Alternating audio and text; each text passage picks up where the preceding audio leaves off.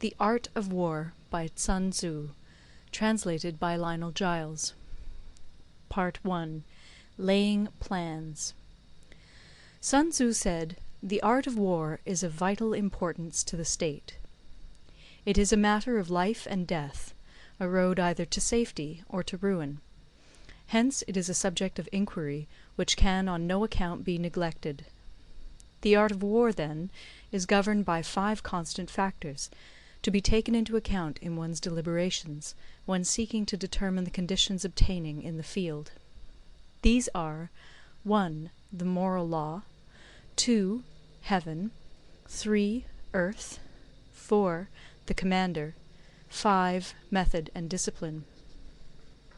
The moral law causes the people to be in complete accord with their ruler, so that they will follow him regardless of their lives, undismayed by any danger.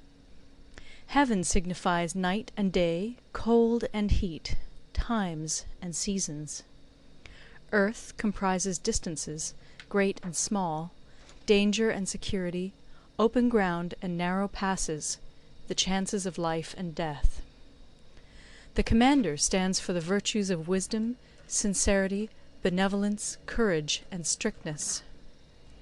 By method and discipline are to be understood the marshalling of the army in its proper subdivisions, the graduations of rank among the officers, the maintenance of roads by which supplies may reach the army, and the control of military expenditure.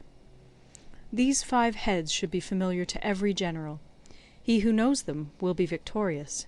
He who knows them not will fail. Therefore, in your deliberations, when seeking to determine the military conditions, let them be made the basis of a comparison in this wise. 1. Which of the 2 sovereigns is imbued with the moral law? 2. Which of the 2 generals has most ability?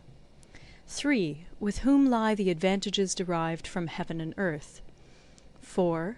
On which side is discipline most rigorously enforced? 5. Which army is stronger? 6. On which side are officers and men more highly trained? 7. In which army is there the greater constancy both in reward and punishment? By means of these 7 considerations I can forecast victory or defeat. The general that hearkens to my counsel and acts upon it will conquer. Let such a one be retained in command. The general that hearkens not to my counsel nor acts upon it will suffer defeat. Let such a one be dismissed. While heeding the profit of my counsel, avail yourself also of any helpful circumstances over and beyond the ordinary rules. According as circumstances are favourable, one should modify one's plans. All warfare is based on deception. Hence, when able to attack, we must seem unable. When using our forces, we must seem inactive. When we are near, we must make the enemy believe we are far away. When far away, we must make him believe we are near. Hold out baits to entice the enemy. Feign disorder and crush him. If he is secure at all points, be prepared for him. If he is in superior strength, evade him. If your opponent is of choleric temper, seek to irritate him. Pretend to be weak, that he may grow arrogant. If he is taking his ease, give him no rest. If his forces are united, separate them. Attack him where he is unprepared. Appear where you are not expected. These military devices, leading to victory, must not be divulged beforehand. Now the general who wins a battle makes many calculations in his temple ere the battle is fought. The general who loses a battle makes but few calculations beforehand. Thus do many calculations lead to victory, and few calculations to defeat. How much more no calculation at all? It is by attention to this point that I can foresee who is likely to win or lose. End of Part 1. Part 2. Waging War. Sun Tzu said, "In the operations of war, where there are in the field 1,000 swift chariots, as many heavy chariots, and 100,000 mail-clad soldiers, with provisions enough to carry them 1,000 li, the expenditure at home and at the front, including entertainment of guests, small items such as glue and paint, and sums spent on chariots and armour, will reach the total of 1,000 ounces of silver per day. Such is the cost of raising an army of 100,000 men.